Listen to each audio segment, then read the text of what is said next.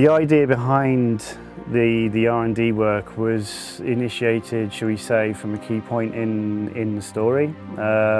It was something that I wanted to kill two birds with one stone. So we know we wanted to achieve these things for the PU, and why not try and do the same for some parts of the story.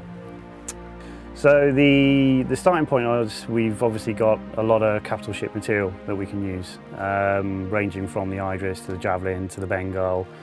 The key point is that we didn't want to have to recreate everything from scratch. So you could, for example, take an environment or a ship and go, okay, this is 100% damage now, and start again. You would get a very good result that way. But what we wanted to do is we really wanted to push strong reuse of existing assets, simple shader swaps, and full use of VFX and lighting to push a mood and a feel into these areas. Welcome everybody to Reverse the Verse. It is Friday, August 5th, 2016. I'm your host this week, Community Manager Jared Huckabee. With me this week is our special guest and well, let's face it, the man of the hour, Vehicle Art Director from Foundry 42 UK, Mr. Nathan Dearsley. Nathan, how you doing, man? I'm good, Jared. How are you doing? I'm doing well. It's a little early. It's a little earlier than I'm used to starting, but it's worth it to have you here, man.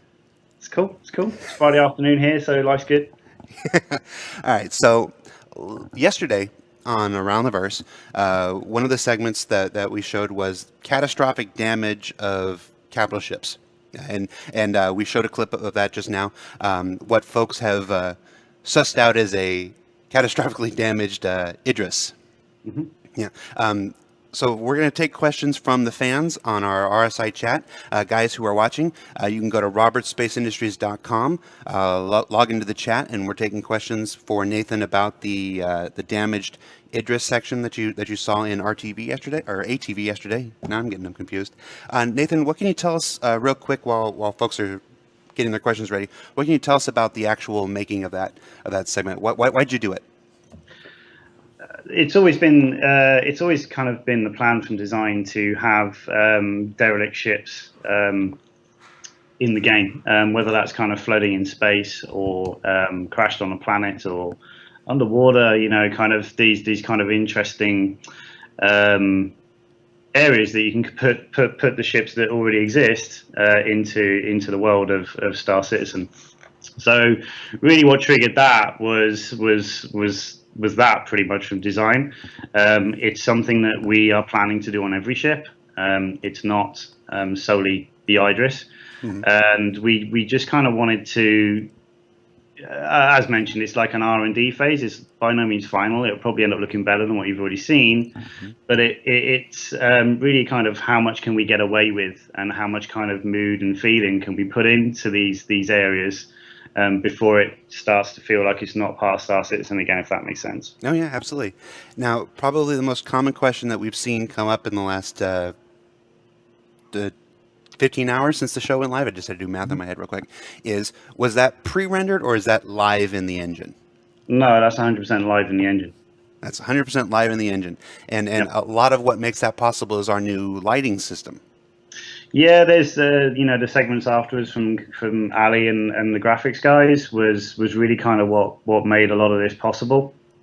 It means it's not really affected the lighting per se. We have got kind of new tools that we can drive the glow of an asset via a light, which is physically correct. So the best way to kind of put that is, if you've got a light that's 60 watts in power, mm-hmm. and you attach that to a very kind of large light fitting, that glow is going to be very dim.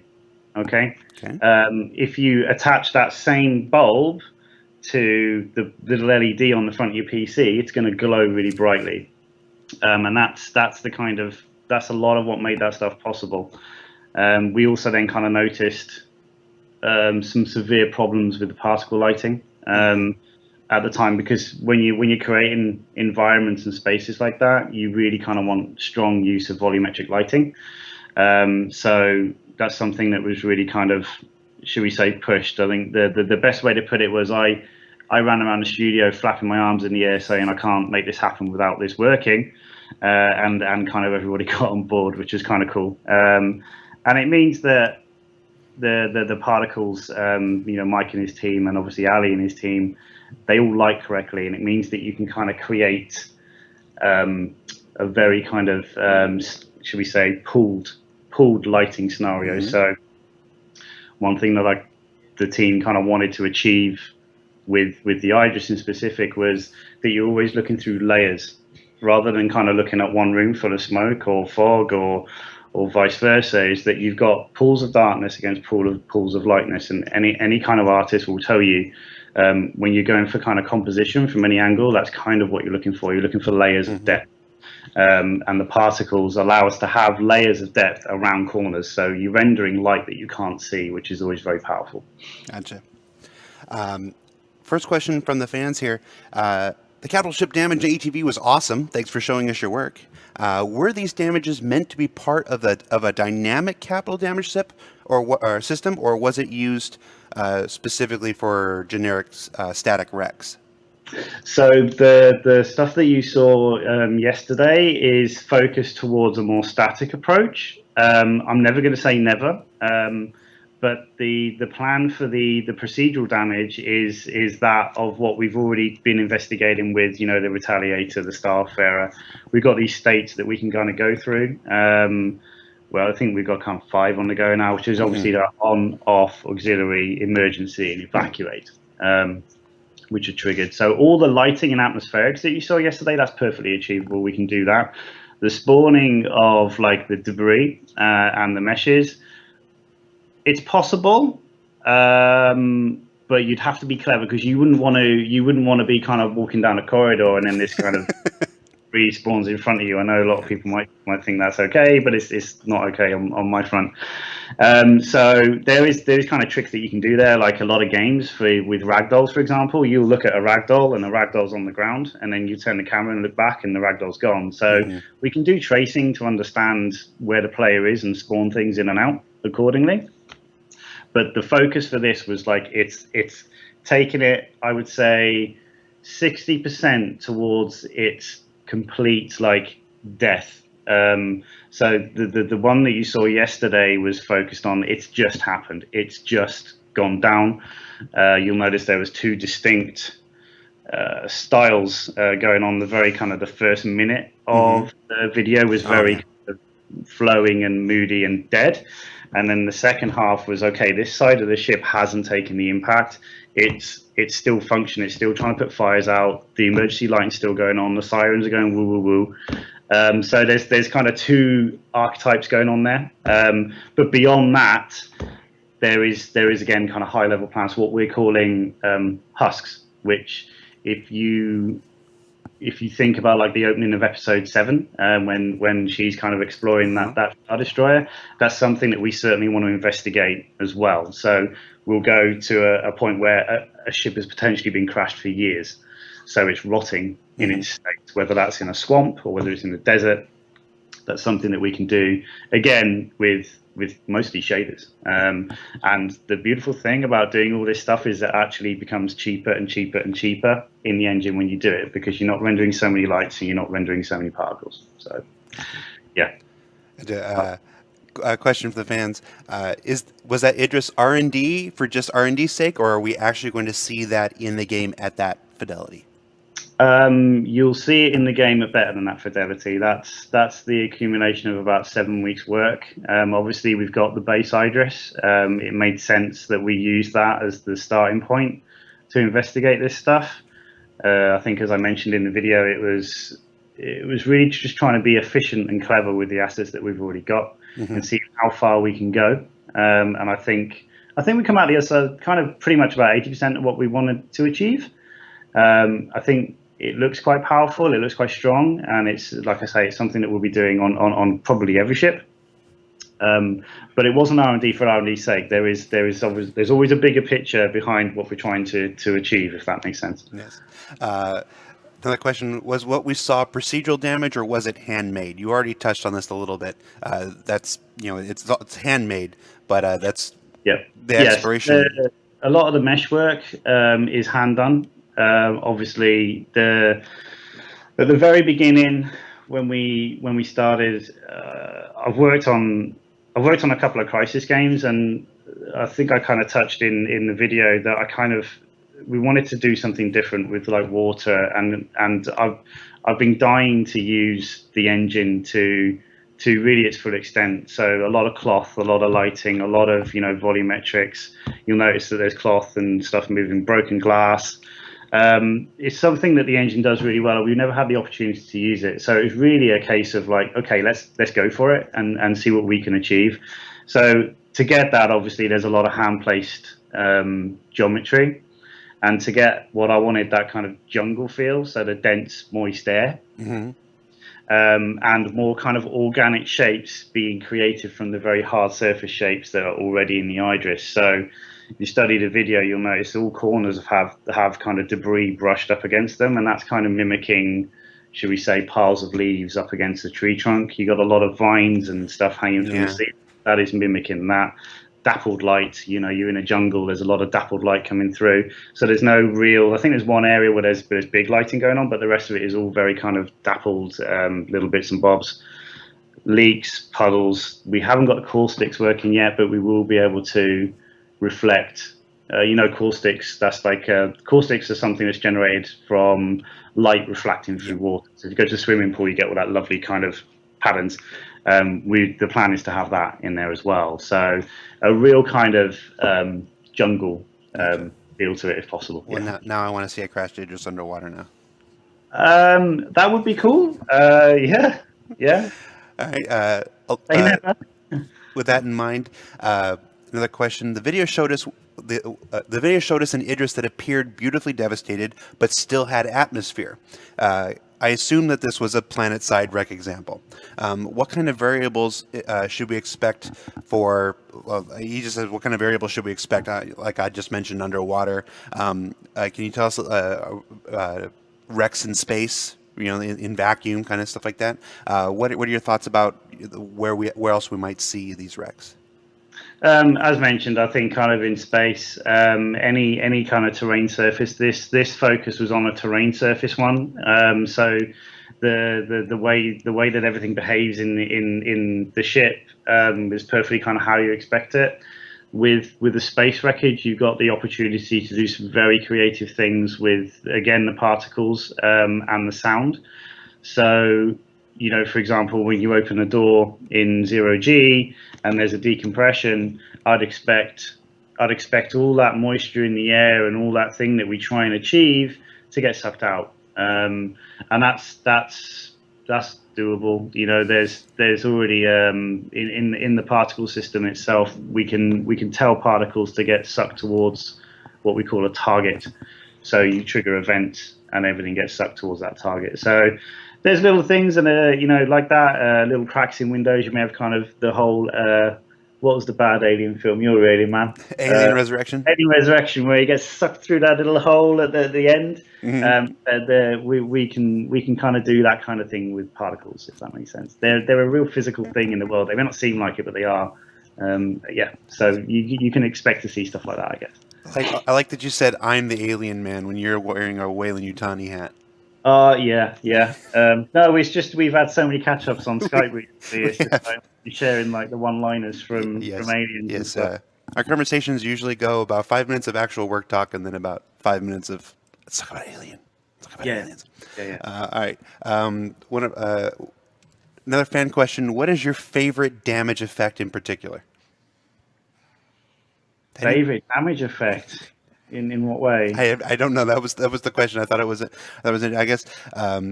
When you have so many tools, a lot of artists will tend to favor a specific bloom or fire or whatever, and sometimes they abuse it a bit. And everything has this. Is there a particular effect that like the particle lighting or whatnot that you're really for me? Yeah, I mean, for me personally, I'm always intrigued by how light reacts to the surfaces and how it reacts to the atmosphere in the air. There's not one thing in specific that I kind of like over one another, but I like to study light a lot. I like to understand how the sun comes through our atmosphere. Scattering. I kind of will sit there and read books about that, and then how you can kind of use that to your advantage. So. When you're developing a piece of 3D artwork or an environment or something like that, if you've got an understanding of how light works, you can kind of totally play it to your advantage. And we're really lucky with this engine because everything is literally real time. Nothing's baked, nothing's faked. It's just what you see is what you play. So Yes. no, I like using this engine for lighting quite a lot. There's been a lot of comments in the last 15 hours. Folks that maybe perhaps didn't understand why we chose CryEngine are starting to see, even with all the work that we've had to do in improving it and adding features, it was a very nimble starting point for us. Yeah, the rendering side of things, it's always been pretty good. It's always been up there as far as I'm concerned, probably the best. But I would say that I'm a little bit biased, but it's only going to get better. There's been, the lighting, the new flare stuff is just such a pleasure to use. There was so much kind of manual effort that went into kind of setting up, lens flares on light that were kind of, and again, I wouldn't use them in the J.J. Abrams style. I would try and use them to mimic atmosphere around that light fitting. I don't have to do that anymore. It's all kind of dealt with automatically, and it looks consistent. So when you look at the Idris, like standard, or you look at a Starfarer or a Retaliator, now we're starting to kind of get under the skin of the rendering a little bit more. The whole project is starting to gel together a lot more visually. That's my personal opinion, but I hope other people will see that when all that goes into the build. Gotcha. All right, one more question. How was the reflection of the hollow globe done in the command and control room? Is it not SSR or a cube map, apparently? It's a combination of two things there. So we have screen space reflections, SSR, as you've already called it. That's kind of okay, but it's got a nasty tendency that the fall off, which is called Fresnel on the surface, it's not a linear gradient. So it kind of cuts off really harshly on very shiny surfaces, and of course water is very shiny. So what I done there was we've got the ability to you put a light in the center of that globe. We're able to tell the light to have a bulb, what we call a bulb radius. So the radius of that globe, I think, is like 1.5 meters. So I'm able to put in a diameter on that of 3 meters, and then you get a perfect reflection. So you set the intensity very, very, very low, and then you get like where you saw it. It's an absolute perfect reflection of what is essentially a gigantic light bulb. The key with that stuff is that we want to get that then dynamically changing to the hologram tech when that comes in. Weird. That's not what I expected. That's cooler than I expected. All right, Nathan. Thanks so much for taking the time to chat with us about the artwork involved in the catastrophic damage of capital ships. Folks, if you haven't seen it, that was on yesterday's Around the Verse 3.2, so you'll definitely want to check that out. We're going to let Nathan go and come back with Gordon McLean, who worked on the cover system video that you saw in Around the Verse yesterday. So thanks, Nathan. Cheers. I'll see you soon. See you, man. You'll already have seen the weapon raising system that went into the live universe in an earlier patch. That's the system when you approach a wall, your weapon will rise up in front of you to stop it clipping. The cover system builds on top of that. As you approach the edge of a cover surface, your weapon will move slightly to indicate that you can lean out from cover.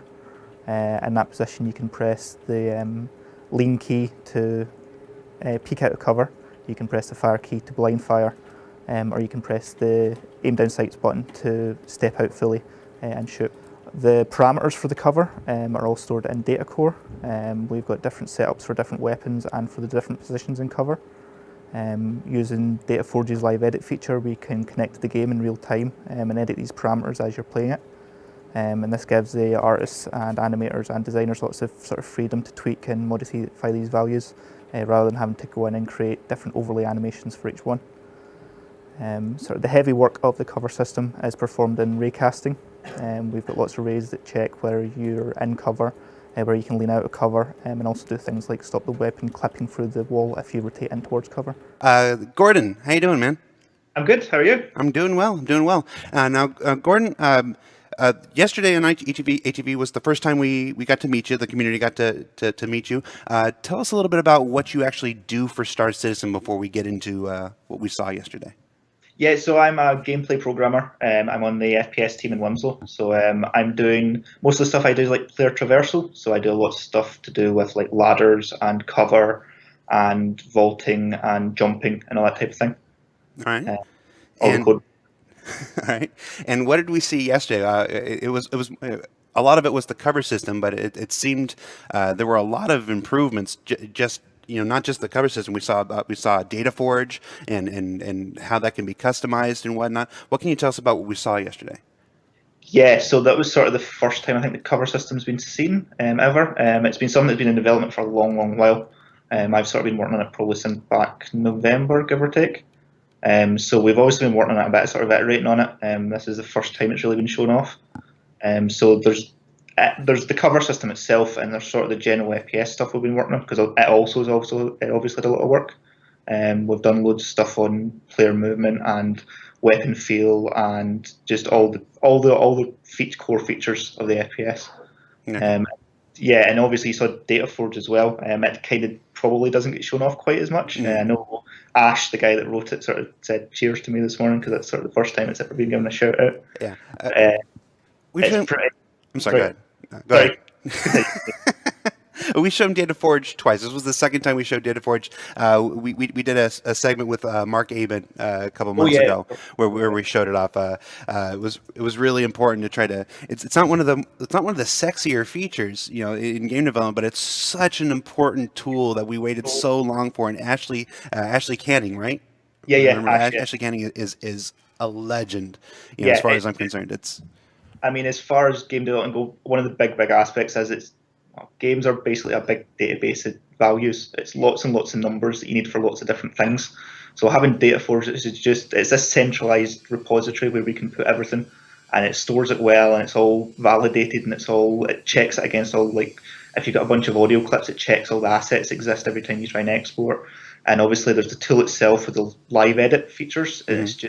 It's so good to use and so streamlined, as opposed to it being lots of XML files everywhere that you've got to go and edit by hand. And yeah, it's glorious. It's great. Gotcha. Well, we're going to take some questions from the fans here. So it's an experience. Hope you're ready. First question right off the bat. Cover system in 0G. Has there been any work done, any design done on utilizing the cover system in 0G combat? Yeah, so like I said in the video, the cover system's based on the weapon raising stuff. That's the system that Evo, one of the animation programmers in Germany, did. So it's already in, I think. It's already in the live universe. So it already works in 0G. So if you float up to something, your weapon's going to raise out of the way. The cover system itself doesn't work in 0G. It's just turned off in 0G at the moment. I could see there could probably be scope for it getting added in. At the moment, it doesn't hugely make a lot of sense. So if you're sort of floating around, you can be any orientation, you could be upside down, you could be sort of face up to a wall, whatever. It doesn't really make sense to lean so much. But I could certainly see in the future we could have some kind of sort of peek around cover, peek around walls while in 0G. It would certainly be something that would be interesting to investigate. But I mean, certainly for the first iteration anyway, it's gravity only. Yeah. All right. So a lot of your work these days is FPS based. And, yep. and obviously you can't talk about FPS and Star Citizen without instantly thinking about Star Marine. Yep. As revealed in a magazine interview just a week or two ago, Star Marine is currently on track for our 2.6 release. Yep. What can you tell us about that? So Star Marine's not really been talked about in like a year, I think. I think we were quite close to releasing it, and then it sort of got pushed back a little bit. We've done a lot of work on it sort of since it sort of got delayed. Like I said, there's lots of new movement stuff, there's lots of weapon feel stuff, lots of animation refinements, lots of stuff to just make the game feel a lot better and play a lot better. We're not long done with a playtest over here. Actually, it wasn't quite studio-wide, it was team-wide playtest where a bunch of us jumped into the map and had a sort of, I think it was 4x4 8. Yeah, I'm not quite. and it's come on so far, and it feels like a proper game now. It actually feels cohesive and something you'd actually want to play. It had it needed work, it needed sort of refinement. But yeah, there's so much stuff being done in it. It's a smallish team that's working on it, but it is very dedicated to getting it feeling good, getting it playing well. Like I said in the video, obviously it's Todd in Germany that's overseeing it and John over here, and they're properly into getting it feeling right. Gotcha. There's loads of new features as well. I mean, simple stuff like all the reload animations have been redone quite recently. I think last couple of weeks they went in, and it makes them feel much more. I mean, the whole thing about Star Citizen is it's as realistic as you can get, and they feel weighty now. They feel like a proper reload. Yeah, and lots of other stuff like selecting and deselecting weapons feels better.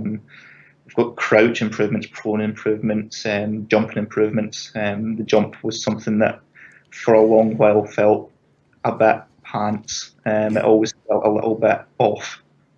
So we got the opportunity to go over it, and all the animations got redone from the mocap. Dan over here spent a long time working those animations with Uzi as well, sort of properly working them out. I did a bit of code to sort of glue them all in, and it feels a lot more natural. Gotcha. And folks watching, you can probably expect to see more about 2.6 after 2.5 has gone live. Question: any shooting from ladders yet? Not yet. No. I know it's been mentioned, along with being at the moment. At the moment, if you get multiple people in the ladder, I think they climb through each other at the moment. I know there's a lot of talk of sort of either climbing over people or pulling people off ladders as well. But it's certainly something it's on our radar. I don't know how high the sort of priority of it is, but it would be, again, it's something that would be quite cool to investigate and quite cool to be able to pull your gun out and start sniping from halfway up a ladder. Gotcha. And I know as well, ladders were mentioned for 0G as well, because at the moment also I think they don't work in 0G. That will be something that will need to be resolved, and there will be some R&D going into that probably. Very cool, very cool. Will we be able to be prone and use the cover system? Again, not at the moment, simply because of the posture in the prone, because you're so low down. For the weapon to raise up, it would need to come up like this. I imagine there should be.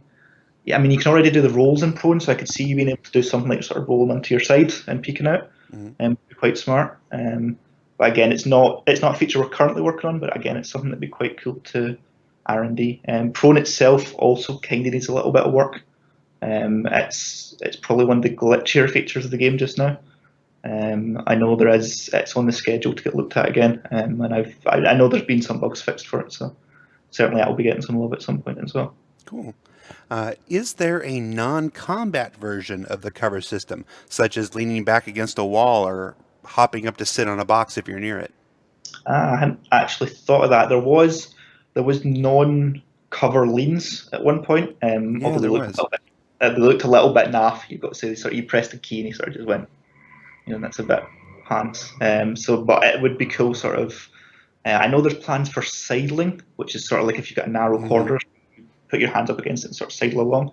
So I could see something similar for that. Sort of you go up against the wall and just sort of look around or peek around. What if you came up against a player in a thin corridor? Would the players sidle past each other?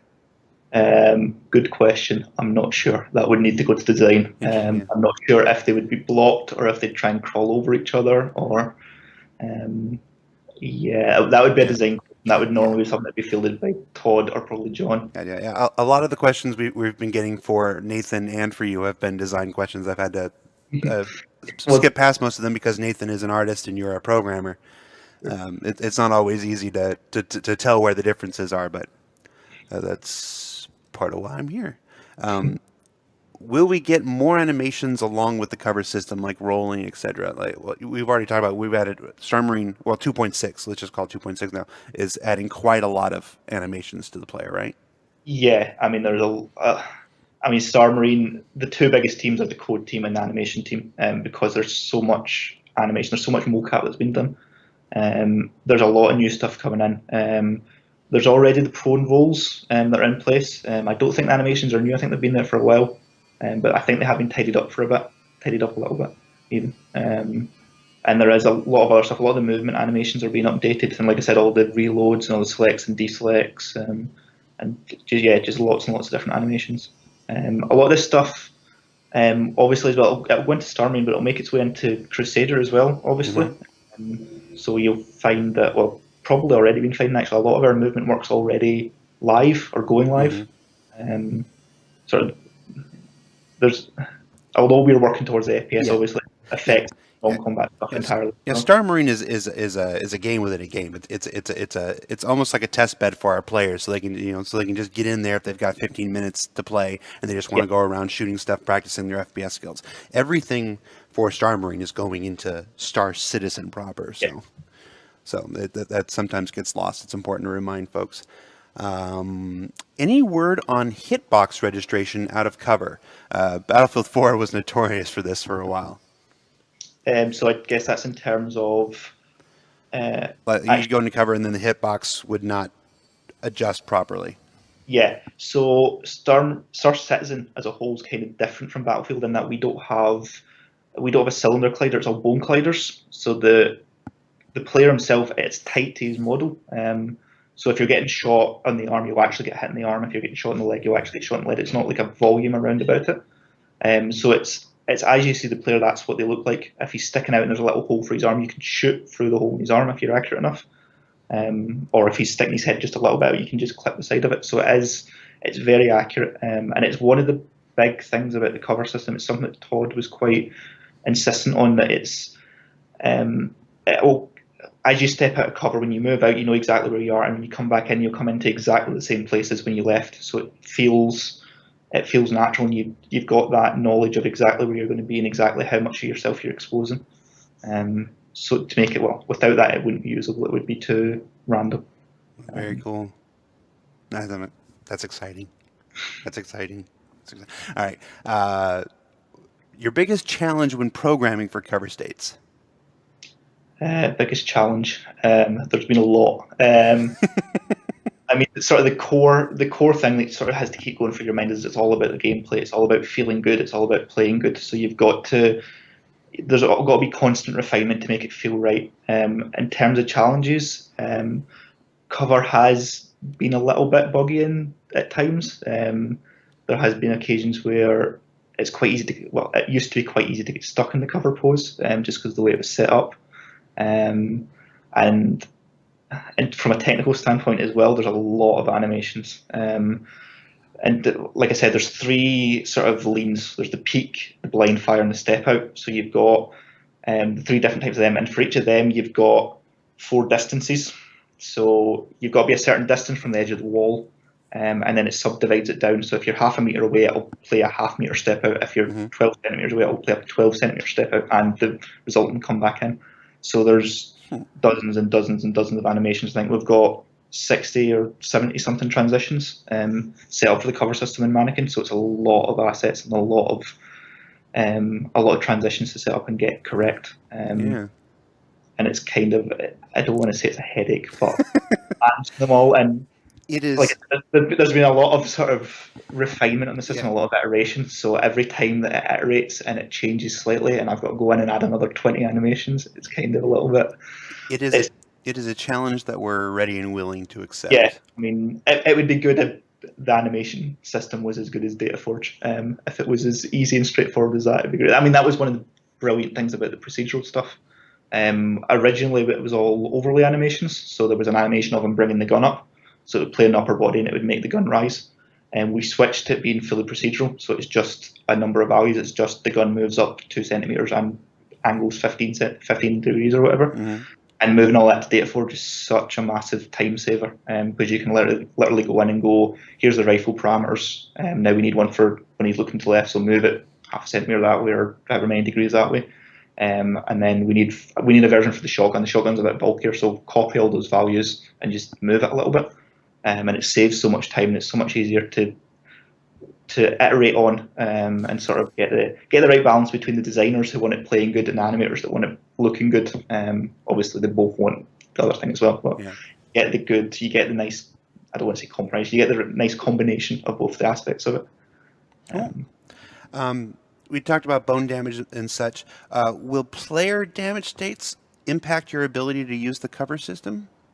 Not straight away. There's a new player health system. I think it's already went live, or it's just about to go live. It might be in 2.5. I'm not sure. That was done by Nikki over in Germany, and it builds on the health system we already had, and it sort of expands on it. But it does add the he calls them buffs or debuffs. So you've got like vision blur, or you've got, again, I don't know how many of these are going live straight, maybe a bit later, but you've got like tinnitus, or you've got if, again, this one I know is not live yet, but if your arm gets damaged, you'll only be able to use a pistol or so on. Certainly in the future, I can't imagine we'll ever get away without having some kind of thing that stops you using cover, impairs your ability to use cover. Because certainly the amount you step out from cover, if your left leg is damaged for whatever reason, you're not step the whole way out, or if one of your arms is working, one of your arms isn't working, you're not going to be able to aim the same way. So that's obviously going to come in there. So not in the initial release, but something we're looking at. Yeah, certainly. I mean, it's part of the sort of thing of an FPS. You've got to get the core of it working properly, and you've got to iterate and keep adding features and keep building up, which is kind of what we've been doing. Yeah, that's kind of what we've been doing for all Star Citizen. Yeah, I mean, it's kind of the way it works. Yeah, it's kind of the way game development works. All right, Gordon, thanks so much for taking the time to sit down with us and talk about Star Marine and the cover system and whatnot. Guys, we'll be right back and give you some community updates, and then we'll wrap up. That's Gordon McLean, gameplay programmer, right? Gameplay programmer? Gameplay programmer, yeah. Thanks for having me. All right, man. Take it easy. Bye-bye. So the Argo itself is primarily a capital ship support vehicle. So what it does is you'll have the Idris fly into a location, but it might not be able to go through an asteroid field or something like that. And the Argo can then fly in, it can pick up any survivors in one of its pods, or it can be fitted with a cargo pod with repair gear in the back of it. And with that repair gear, if the ship gets damaged, it can send out a crew of engineers, they can fly around to the damaged part of the ship, and they can then start fixing it back up. It's also going to be having, the Argo doesn't currently have this, it's still work in progress, but it's going to have a mechanical arm that also will be able to repair parts of the ship. But as I say, that's currently work in progress. Unfortunately, it won't be going out in the live version of the ship. It is very much a support vessel. It has no quantum drive, it has no weapons, it's lightly armoured, it's completely tethered to its parent ship, but at the same time, it's not really designed to be going out and doing its own individual thing, it's purely a support craft. The cargo itself has 3 pods. One is a cargo pod, which you may have seen in the CitizenCon video from last year, where we introduced the Stanton. Thanks for watching First the First, guys. Tune in next week. We got ATV emanating from the Austin studio. Then the week after that, we've got Gamescom coming up. There won't be an ATV that week, but we'll be broadcasting for 5 days straight on August 17th to the 21st, right from the Gamescom show floor. Then there's the Gamescom party on the 19th. We'll also be broadcasting that on Twitch, so nobody has to miss out. Thanks for watching. Thank you again to Nathan Dearsley and Gordon McLean for taking the time to chat with the community. We hope you enjoyed it, and we'll see you next week, guys.